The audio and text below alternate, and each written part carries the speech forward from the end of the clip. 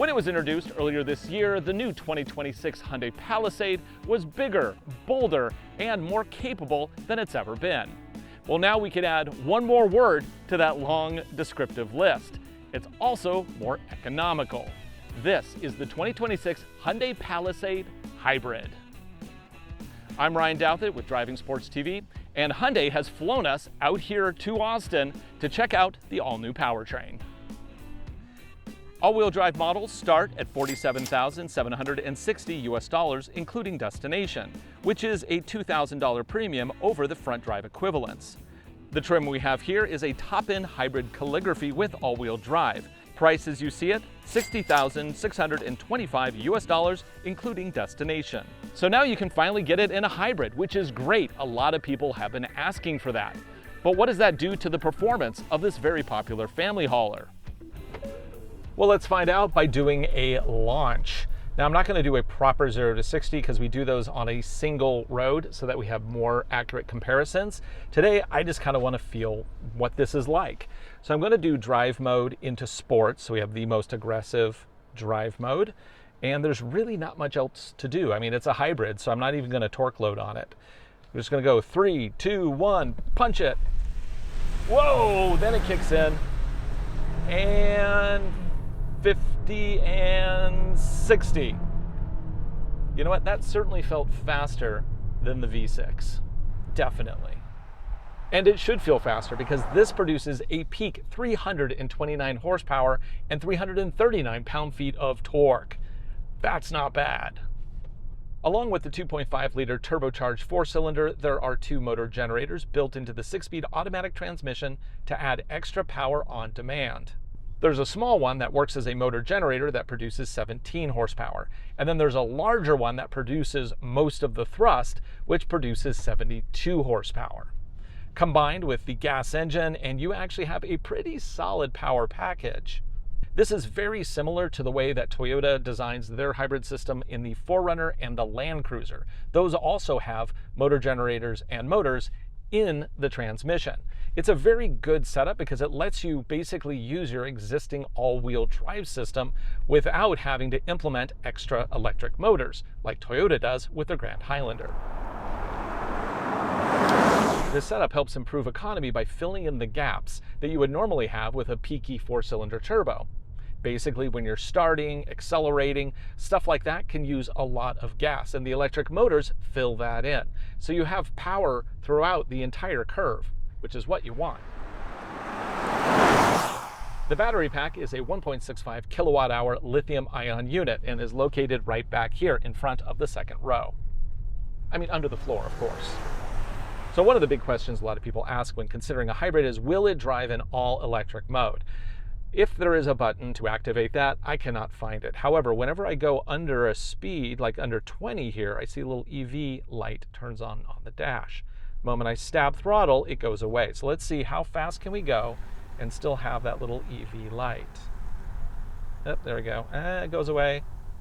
It seems to be like under 18 miles per hour, maybe? 16 miles per hour. Yeah, and of course we have slight hills. So, you know, you're not going to be driving this EV only, and if you wanted a vehicle for that, this is not the vehicle for you.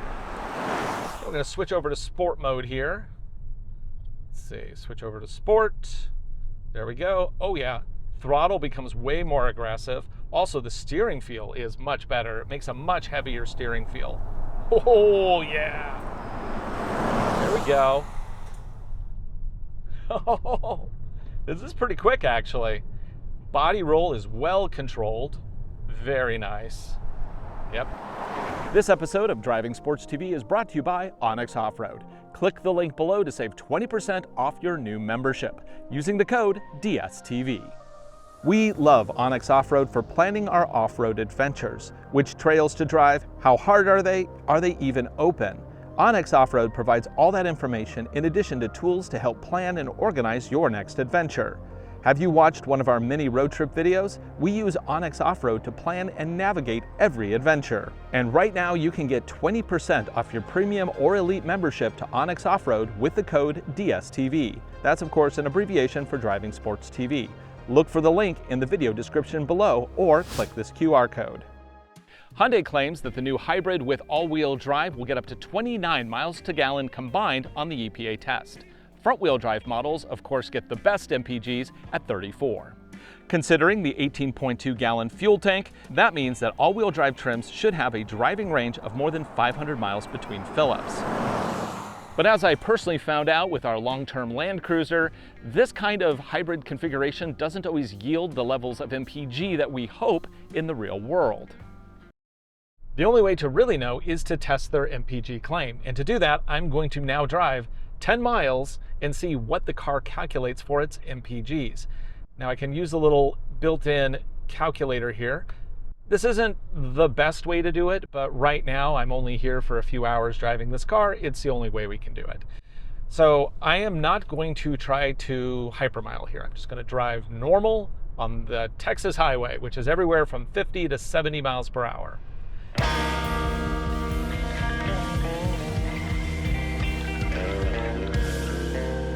We're about to roll over to 10 miles. Now we started out at 75 miles per hour. Now we're down to around 40 miles per hour. We definitely hit the gamut. And we're averaging 31.1 MPGs, which I'm really impressed with because we had like 2 or 3 stop and starts along that run. That's pretty good. Like actually I think that's pretty amazing, honestly, for the horsepower and the fact that this is all-wheel drive. That's great. So why does this vehicle get so much better economy than the low 20 miles to the gallon that we've been getting in our Land Cruiser? Well, it comes down to, of course, weight. This vehicle weighs only about 4,500 pounds, which is 1,000 pounds less than the Land Cruiser. It's also more aerodynamic, and it has a less complicated all-wheel drive system. But chances are most buyers won't be comparing this with the more expensive Land Cruiser. Instead, it'll be matched against Toyota's Grand Highlander hybrid. That one gets up to 34 miles to the gallon even with all-wheel drive. But it does use a radically different hybrid design compared to the Palisade. The Toyota has a dedicated electric motor powering the rear wheels. The Toyota is also more expensive, has less power, and the hybrid can only tow 3,500 pounds. The Palisade hybrid can tow up to 4,000 pounds. Also, upper trims come with a tow hitch. There's a 2-inch under there along with the electrical connectors. Inside, where's the button? There we go. We get under the floor a tire fix-a-flat kit. We also have 12-volt power, lots of buttons for the seat, one button to put all the seats flat, and you get 86.7 cubic feet of cargo space overall. You'll note that both the standard and hybrid Palisades have the same overall cargo capacity because they actually put the batteries in front and below the second row. They don't impede in the back here at all. So the big question, can you sleep in it? Let's try. I mean, it is the size of a studio apartment in here. I can lie completely flat. Now there is a gap here, so there's not gonna be any cuddling with anybody. But yeah, as a solo camper, this is actually pretty great. Oh, we also get some little extra illumination up here, which is nice, and a big glass sunroof. One thing I would have liked to have seen back here is AC power. All we have is that little DC 12 volt, and that's just not enough for today's campers. Also, no spare tire. Now the interesting thing is under here, you can actually see that there is something that looks like a spot for a spare tire, but they just didn't put one on. I don't know why. Imagine, if you will, kids are screaming, ice cream is melting, work is trying to call you. You just want to get your kids into the third row of this very nice, very fine family crossover. Now there's a button up here that moves the seat forward with power, which is cool. If you have all the time in the world, apparently. Who approved this? This is insane. Okay, that is only on calligraphy, and I kind of hate it. I just want it to go forward. Okay, well, let's try this out. Okay, oh, I like that there's a little, oh, wait, did I hit a button? I hit a button, damn it. This is so unnecessarily complicated. Okay, so I'm 6'1", legs and torso proportionate. Let's see what this seat does to me. I'm scared.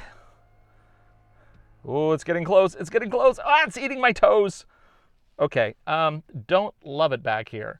I do, however, have buttons to control, ooh, seat warmers in the third row. That's a nice touch. Also, we get USB-C power back here, And I get these little touch lights, which are nice. But yeah, other than that, don't love it back here. Will probably be great for kids though. Is it gonna eat my toes? No, okay, toes are clear. Now you can get bench seats in lower trims. This one comes with the super executive captain's chairs. Pretty comfortable. It's a little stiff on the bottom, but we do get, of course, an armrest. We have a nice padded headrest. We do finally have an AC power socket right here. It's only 150 watts though, so that's not going to power very much. And I do like having the aircon up here. Not only do we get control over this whole climate zone, we also get both heated and cooled seats in this second row. Plus we get vents up here and of course lights. Now the nice thing about having the controls up here is that if you have those kids that are just old enough to be able to kick things with their feet in their car chair, they're not going to be kicking this. So it kind of keeps it safe up there. Down here we also have a bin and a pocket for devices. And there's another feature which we can't really test here. There's also a blind spot detector here, which is kind of interesting. Not only will it detect a vehicle coming, it'll actually lock the door if it sees it coming. So that way your kid's not going to open a door into traffic. Of course, out here all we have are fish. So I think we're safe.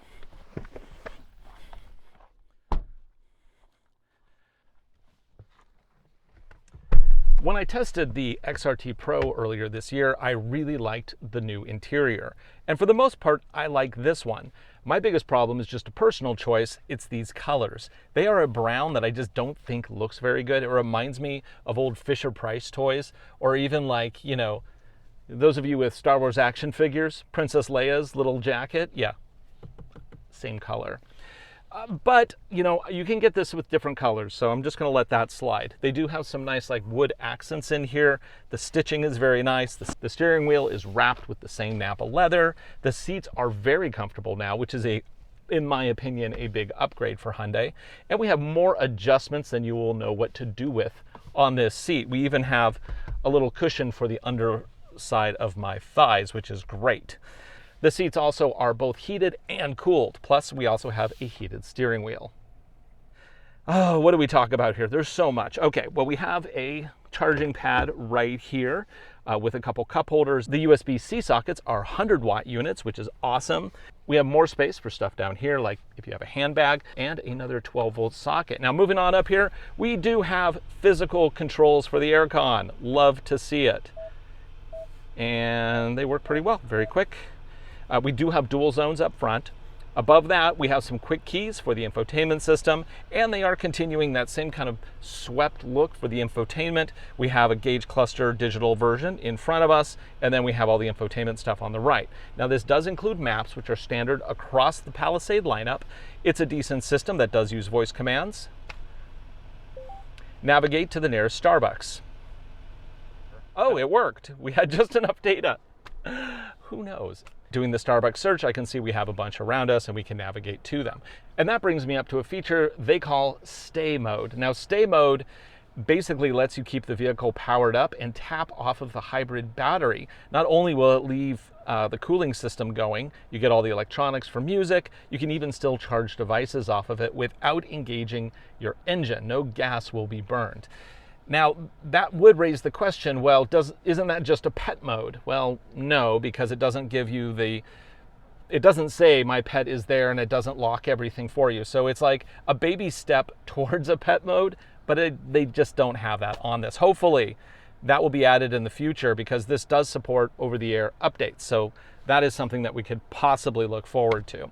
But their system here, I've used it a bunch. It's basically the same system. It's very nice. It does support wireless Apple CarPlay, wireless Android Auto, and it even now includes a dash cam, which will record front and back while driving, or you can trigger it for certain actions. All very nice. So they basically have all the features that I think pretty much anybody would be looking for in this class of vehicle, and I love to see it. On the steering wheel, we have quick access to both radio as well as the adaptive cruise system, which we'll play with in a little bit. We also get paddle shifters in the back there to control the 6-speed automatic transmission. Down here, we have the little drive controller. It's a funky little setup. I don't mind it. I think my only complaint is that the engine start-stop is right on it, and I find that a really awkward place to put it. I think it should be over here or down here, but you know, that's just me. And then finally, we have Something that I've been waiting for in the Palisade for a while. We saw it on the XRT Pro, and it is here on the Hybrid. We have terrain modes. How good are they? Well, we're going to do more extensive testing later in a future video, but for right now, we are going to see just how good that system will shift power around right up here.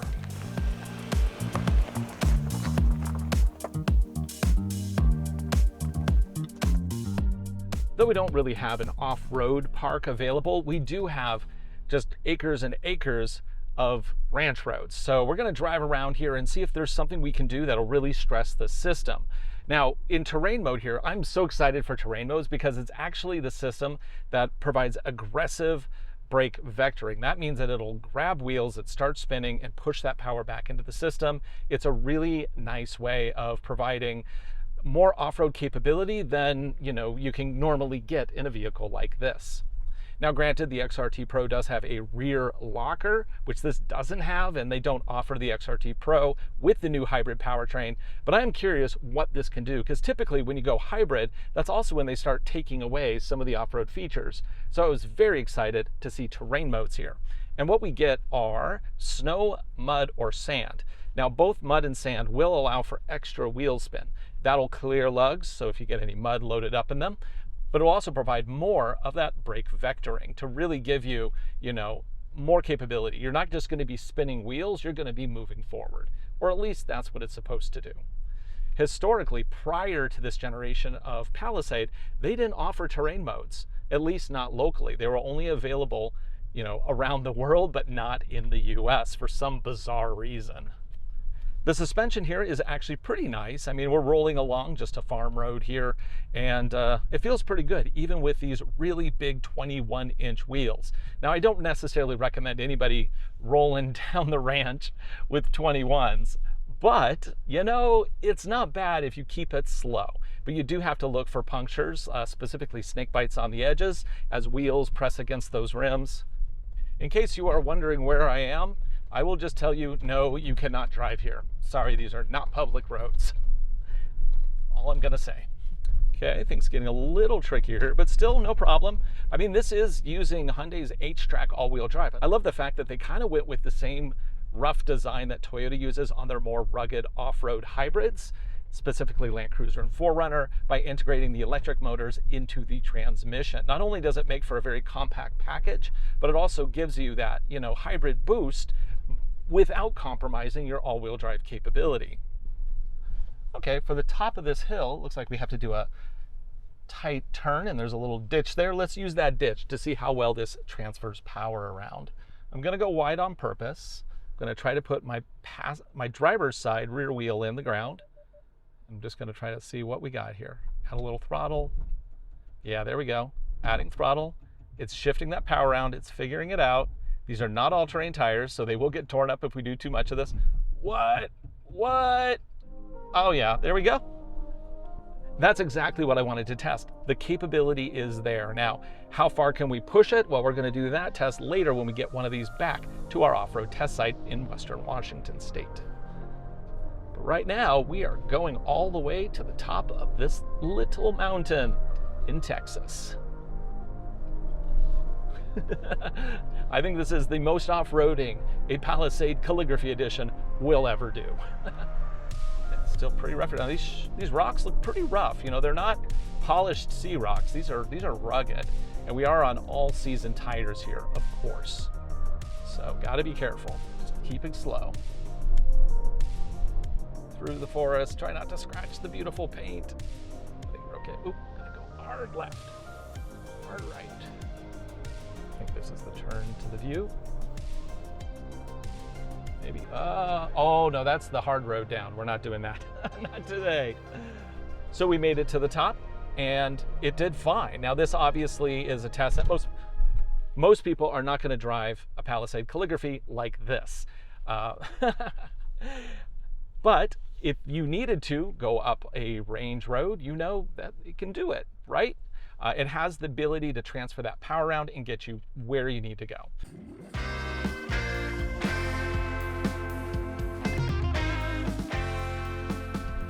Okay, now that I'm actually on a paved road, we can switch this into sport. Oh yeah, the throttle is much quicker. And the steering feel is heavier. I actually much prefer the steering feel. Oh, yeah.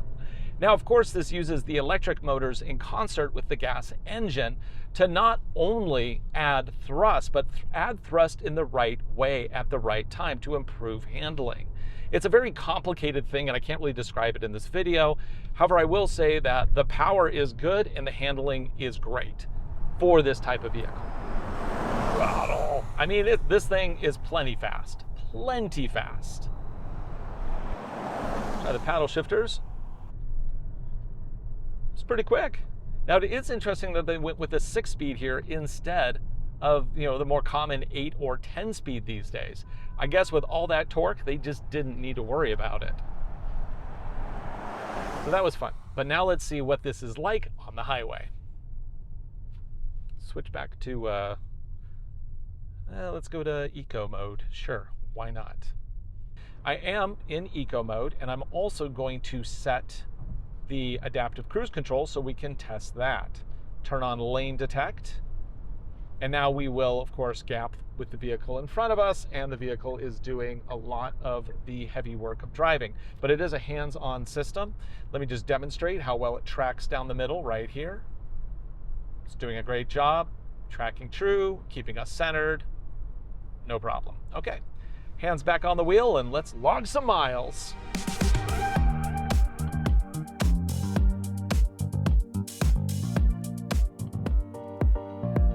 We still have a lot of miles to go, but I can say that these seats are actually pretty comfortable. They're an improvement over the older design.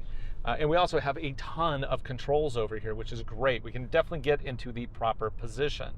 Further, it also kind of has a pseudo massage unit. I say pseudo because it has some air balloons in it that kind of like inflate, deflate, but it's not like a proper, kneading style massage. It's nice, but if you're used to like a proper massage in a Mercedes or heck, even a Volvo, this isn't it. We've tested the economy and it's actually quite good. Performance, better than expected. And even off-road on that trail through the ranch, it was also pretty good. So I think this vehicle is a win-win-win so far. Now on the highway here, obviously we have all of the safety stuff that we need: collision mitigation, blind spot warning, rear cross traffic alerts, and we even have a heads-up display here.